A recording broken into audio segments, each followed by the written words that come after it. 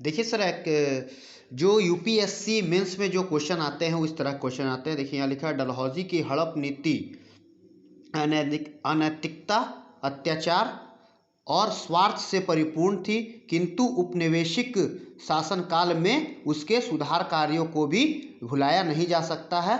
कथन का समालोचनात्मक परीक्षण कर, ये 250 शब्द में हम लोग को लिखना है। देखिए इसके क्वेश्चन क्या है कि पहले उसके हड़प नीति को लिखना है, भूमिका को लिखना है, ठीक है, और उसके किए गए जो सुधार हैं उनको भी लिखना है। इस तरह का देखिए मैंने इस तरह का आंसर लिखा है। डलहौजी के शासनकाल में भारत इतिहास में ब्रिटिश साम्राज्यवादी विस्तार का काल था। इंग्लैंड की औद्योगिक क्रांति की कच्चे माल की आवश्यकताओं की पूर्ति के लिए एवं उत्पादित वस्तुओं के नए बाजार की खोज में डलहौजी ने ब्रिटिश हितों की पूर्ति के लिए युद्ध एवं शांति की नीति के साथ ही हड़प नीति अपनाई। देखिए ये जो कार्य है उनका किया, डलहौजी के सुधार कार्य।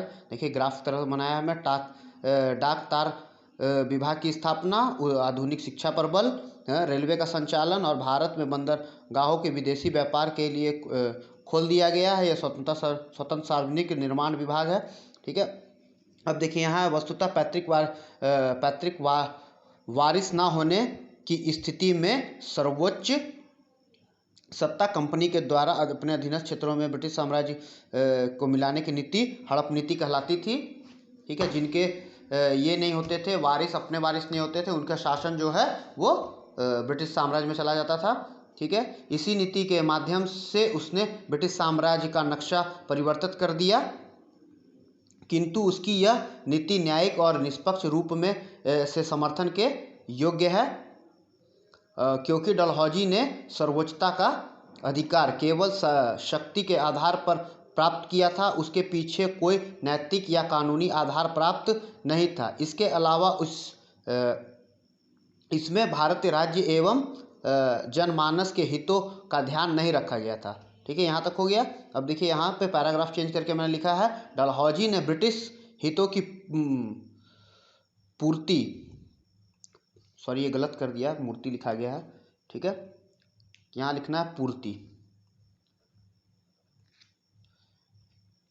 पूर्ति के क्रम में विभिन्न सुधार कार्य किए गए हैं, जिसके कारण उसे आधुनिक भारत का निर्माता भी कहा जाता है। देखिए यहाँ पर डलहौजी ने आधुनिक शिक्षा पर बल दिया। इसी क्रम में वुड घोषणा पत्र 1854 आया, जिसे भारत शिक्षा का मैग्ना कार्टा कहा जाता है। दूसरा पॉइंट है, डलहौजी ने परिवहन एवं संचार क्षेत्र में भी कार्य किया। उसके शासनकाल में पहली बार रेलवे का परिचालन, भारतीय तार विभाग की स्थापना एवं पोस्ट ऑफिस एक्ट बना, ठीक है। डलहौजी ने स्वतंत्र सार्वजनिक निर्माण विभाग की स्थापना की और कई सड़कों का निर्माण कराया, इसके शासनकाल में हुआ था। निष्कर्ष क्या है, अब इन दोनों का निष्कर्ष देखिए, डलहौजी के सुधार कार्यों ने भारत के आधुनिकता की नींव डाली, किंतु उसके ये कार्य ब्रिटिश हितों से परिचालित थे। देखिए अतिरिक्त सूचना जो है उसका है, डलहौजी ने हड़प नीति के तहत सतारा, उदयपुर, झांसी, नागपुर आदि राज्यों की ब्रिटिश साम्राज्य में मिला लिया।